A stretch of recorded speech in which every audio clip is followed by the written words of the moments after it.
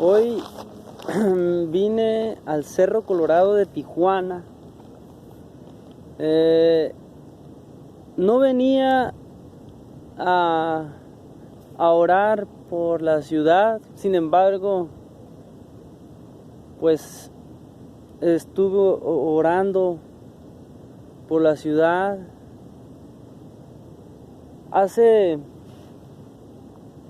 mucho que no venía a orar por la ciudad. Sí, había venido a orar por mí porque me encontraba en una situación diferente a la que hoy estoy viviendo. Es placentero para mí poder estar en este lugar, en esta altura, viendo toda la ciudad, la naturaleza, lo que Dios hizo. De verdad, me gusta. Dice la Escritura que los cielos cuentan la gloria de Dios y el firmamento anuncia la obra de sus manos. Que un día emite palabra a otro día y una noche a otra declara sabiduría. Pero también dice que no hay lenguaje ni palabras, que ni es oída su voz. Pero dice también que el sol sale a recorrer todo, cual gigante. Y que la ley de Jehová es perfecta. Que el testimonio de Jehová es fiel. Que los mandamientos de Jehová son puros, todos justos. No me sé todo el salmo, pero es hermoso. Dice que en guardarlos hay grande galardón. Dice también que quién podrá entender sus propios errores. Y el salmista dice, líbrame de los que me son ocultos. Presérvame también, dice, de las soberbias que no se enseñoreen de mí. Entonces seré limpio y estaré limpio de gran rebelión. Y al final dice, sean gratos los dichos de mi boca y la meditación de mi corazón. Dios mío, castillo mío. Yo sé que algunos se lo saben mejor, pero verdad se me vino a la mente ese salmo, creo que es el Salmo 8, o el Salmo, no, creo que es el 19, la verdad no lo recuerdo, no soy un erudito bíblico, como ustedes lo pueden ver, pero quiero amar a Cristo, quiero amar a Dios como Él lo merece. Y me interesa mucho tener una comunión con Él. Por eso es que vengo a estos lugares, a otros cerros también me gusta ir. Mejor dicho a otro, porque no es a muchos. Es el Cerro de las Abejas, que es más chico que este.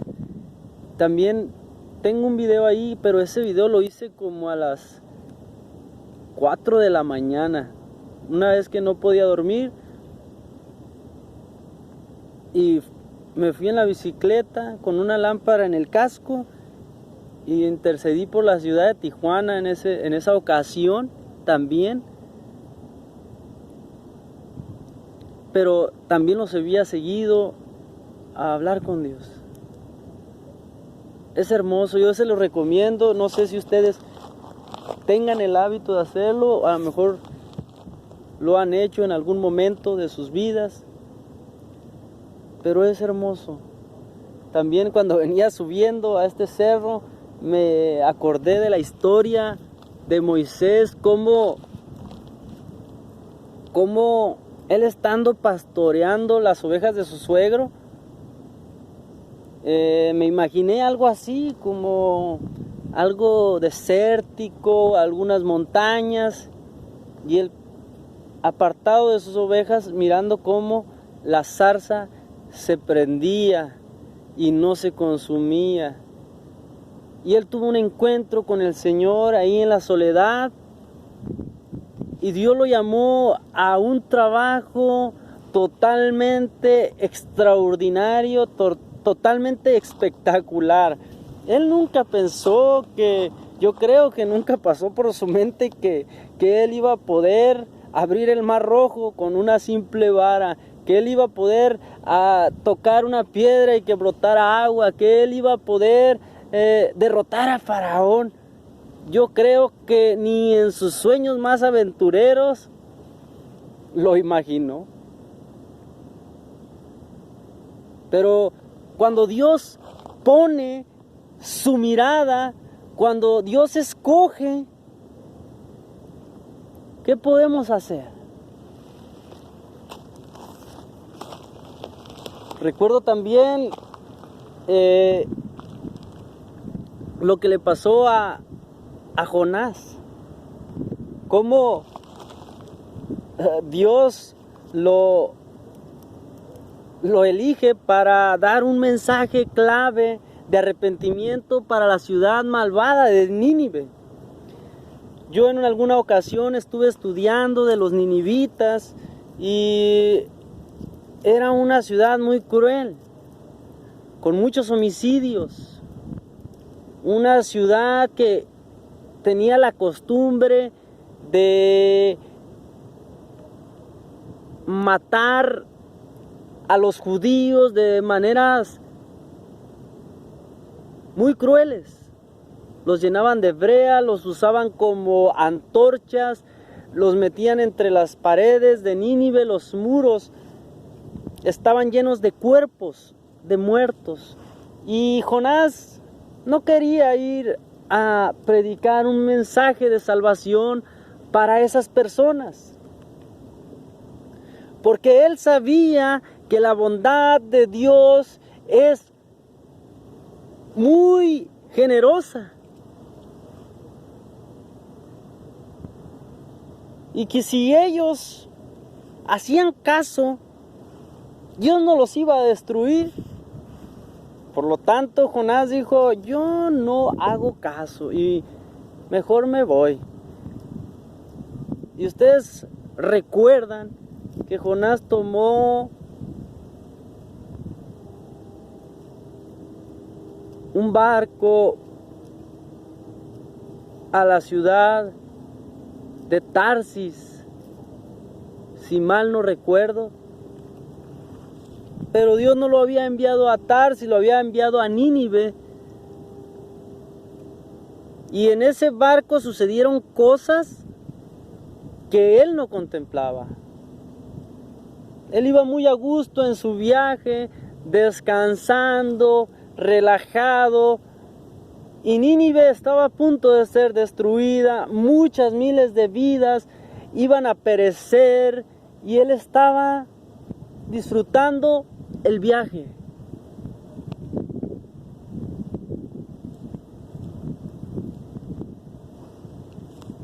Y Dios empezó a utilizar sus recursos para cambiar de dirección la voluntad de Jonás. Empezó a utilizar sus medios. Y la historia bíblica dice que se vino una gran tormenta, una gran tempestad, y los marineros, los que iban en esa nave, eran muy supersticiosos y echaron suertes para ver de quién era la culpa de que las cosas estuvieran así. Y la verdad,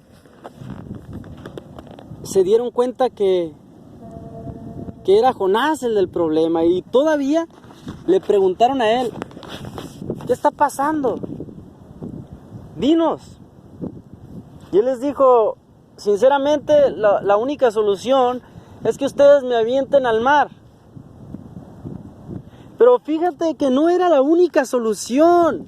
La solución tal vez era que ellos regresaran a la orilla, pero él no quería cumplir el mandamiento de Dios, él prefería morir. Pero no contaba que Dios tenía preparado un gran pez. He visto algunos documentales de Nat Geo donde creen que era una nave. He visto también que hay la posibilidad de que pudo haber sido una ballena. También creo que pudo haber sido lo que haya sido. Pero Dios utilizó un medio extraordinario para llevarlo a la orilla de la playa. Después de 3 días de agonía, al borde de la muerte, Jonás reflexiona y dice: Señor, perdóname, sálvame, no me dejes perecer. Dice Jonás en su oración que la alga ya se había enredado en su cabeza, que ya estaba al borde de la muerte.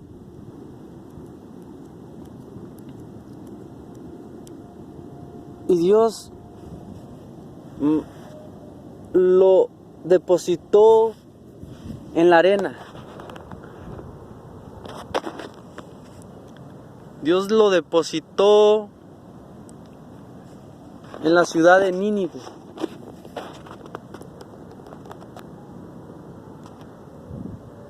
Dios cumplió su propósito.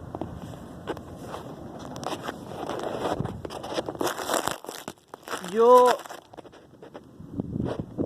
te quiero compartir que aunque tú y yo tengamos planes distintos, como los tuvo Jonás, Dios va a cumplir su propósito, va a utilizar los medios. Jonás pudo clamar el primer día de la tempestad, pudo clamar en la tormenta, pero él durmió, no le afectaba. Afectaba a terceras personas, a él no le afectaba la tormenta, él estaba tranquilo, él sabía que no iba a pasar nada.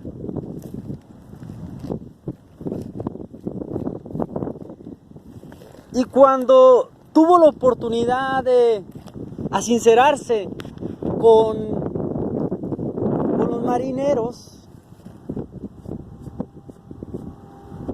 que le preguntan el porqué de esa situación, tampoco hizo nada, prefirió ser lanzado al mar, ser lanzado al agua.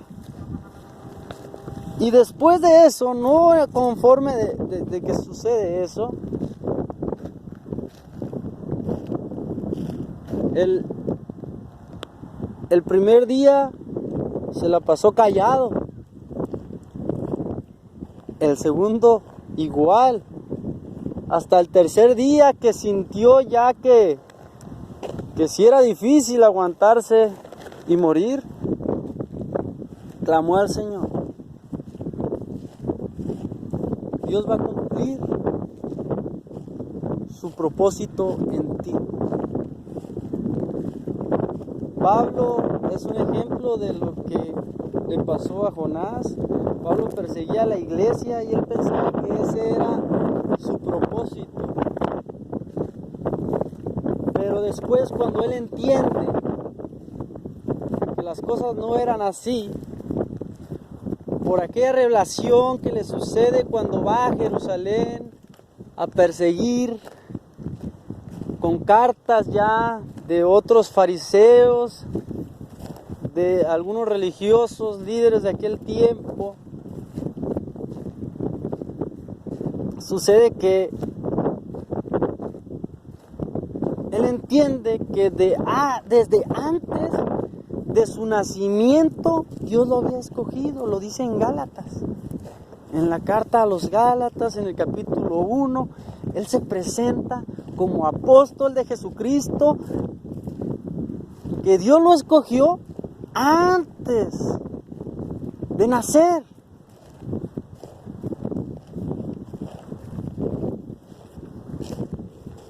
Tal vez tú piensas que tu propósito es criticar a la iglesia, que tu propósito es criticar a los cristianos, perseguirlos, denostarlos, maltratarlos. Pero tal vez tú estás destinado a ser igual a Cristo también.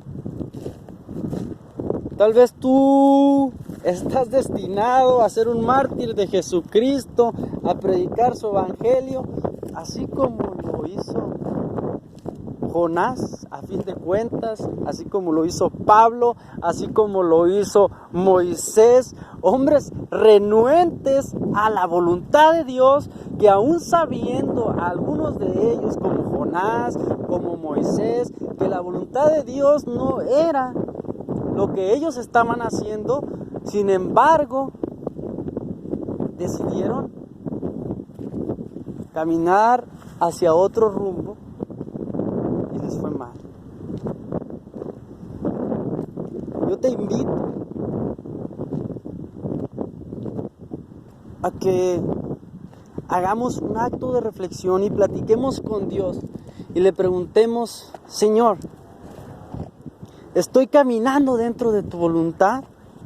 ¿Estoy haciendo mi propia voluntad? Y sin esperar la respuesta, podamos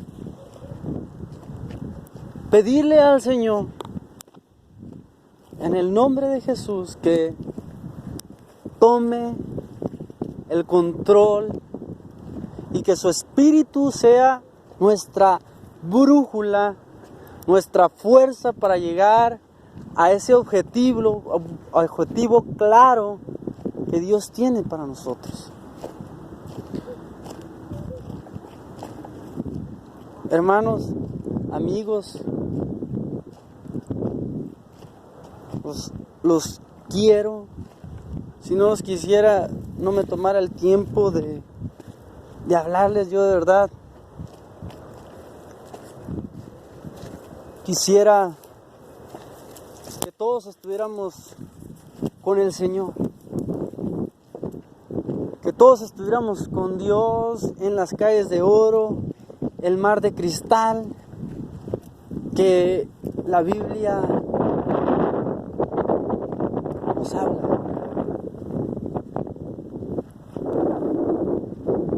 Pero estamos en estas ciudades,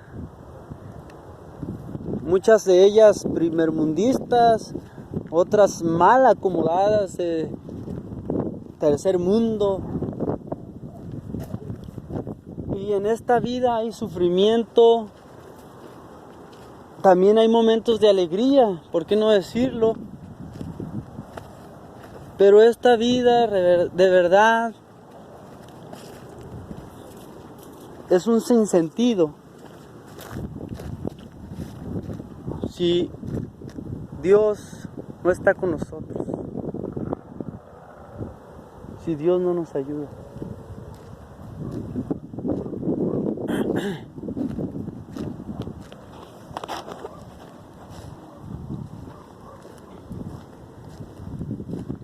Yo no sé si tú creas en la eternidad.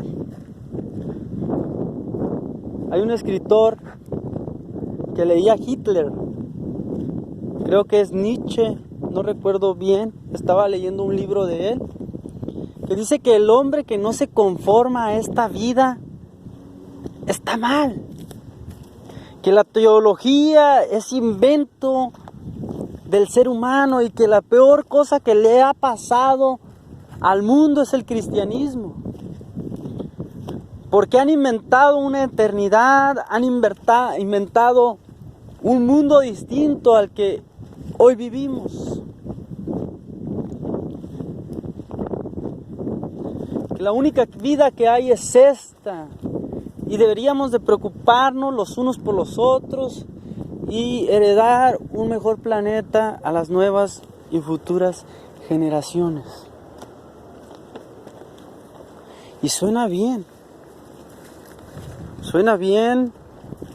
sus referencias, suena bonito.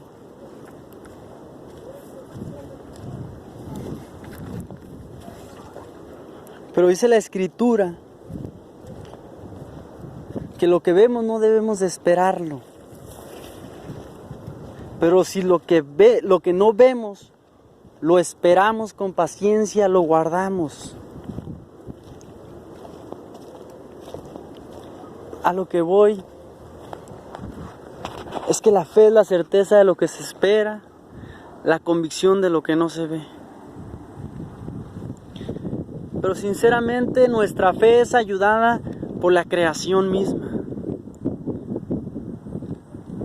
Dice Romanos que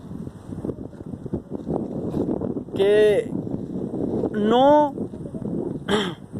somos justificados los hombres al decir que no hay Dios, porque la misma naturaleza nos grita que hay un creador. Y la Escritura, si tú en algún momento la has leído, no puede ser de inspiración humana. Antes de que Pasteur y los padres de la ciencia dijeran que había microbios, la Biblia ya había trazado en el Éxodo, en el Pentateuco, leyes de sanidad para evitar las bacterias, para evitar las enfermedades infecciosas. Ya había prohibido el puerco, los mariscos, y cualquier persona que realmente sabe de dietas sabe que son productos tóxicos. Job, en su libro, cuando Dios habla, le dice: ¿dónde estabas tú cuando yo trazaba el círculo de la tierra? Y Job es un libro con varios de cientos y algunos de cientos de años de antigüedad o miles de años de antigüedad. Es lo que creen que es el más antiguo de la Biblia. Pero hasta hace no mucho se descubrió que la tierra era redonda. Pero la Biblia ya hablaba de que Dios había trazado el círculo de la tierra. También Dios le hace una pregunta a Job en medio de ese torbellino y le dice: ¿tú sabes de los manantiales de agua que hay en el mar? Y eso es un descubrimiento de apenas, que hay agua dulce en la profundidad de los mares.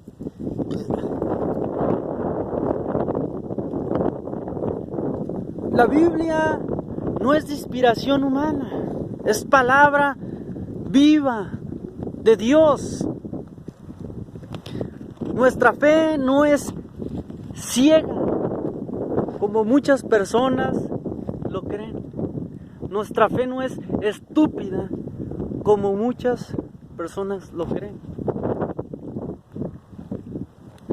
Tenemos fuertes cimientos. Hombres y mujeres que han creído a través de la historia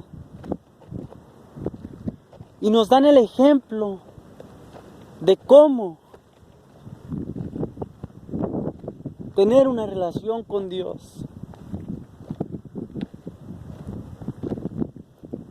Hermano, yo no sé en qué situación te encuentres, amigo, yo no sé, de verdad, si tú estás en tristeza, en desánimo, si realmente no te preocupa, ni te interesa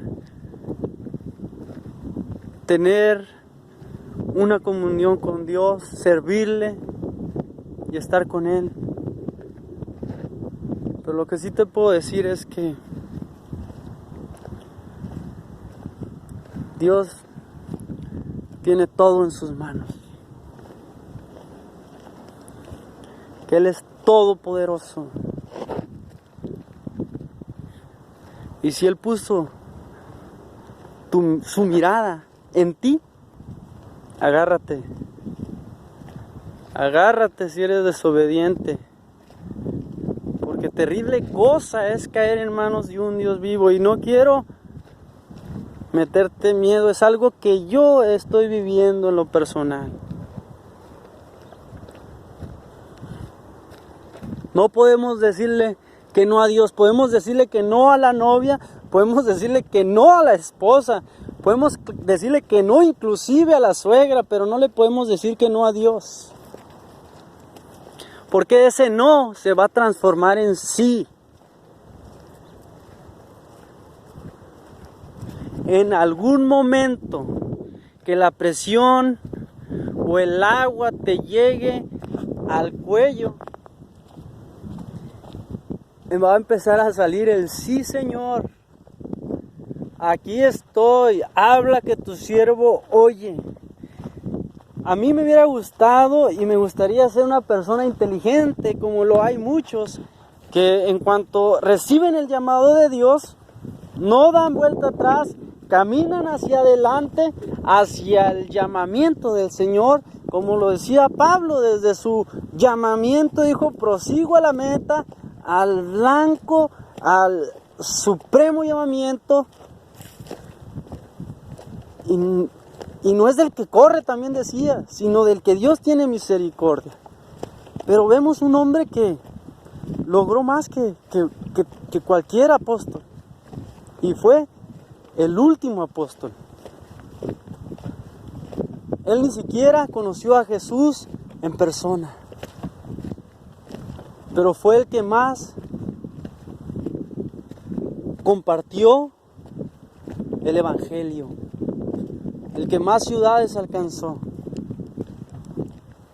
para el Señor. Porque Cristo no vino a morir nada más por mí, no vino a dar su sangre nada más por ti, ni por 1000, ni por 2000. Él vino a salvar, a buscar y a salvar lo que se perdió, y lo que se perdió es la humanidad. Todos nosotros nos descarriamos como ovejas, cada cual se apartó de su camino.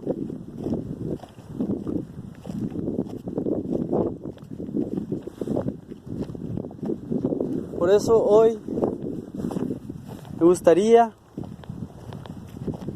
que tú y yo pudiéramos decir, el Señor es mi pastor.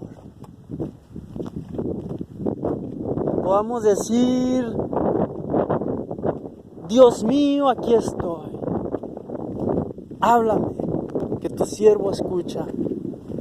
Que tú y yo pudiéramos ser esos hombres obedientes a la voz de Dios. Esos hombres inquebrantables. Por eso me gustaría que me lleves en tus oraciones, al igual que yo quiero llevarte en mis oraciones.